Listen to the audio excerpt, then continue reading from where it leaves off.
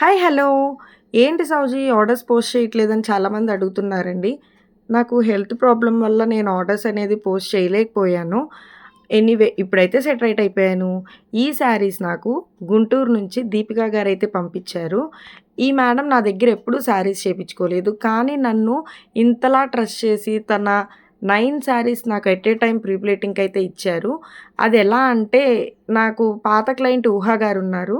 తన దగ్గర శారీస్ చూసి, "మీతోనే చేపించుకుంటానక్క. మీ వర్క్ నాకు చాలా నచ్చింది" అని చెప్పింది.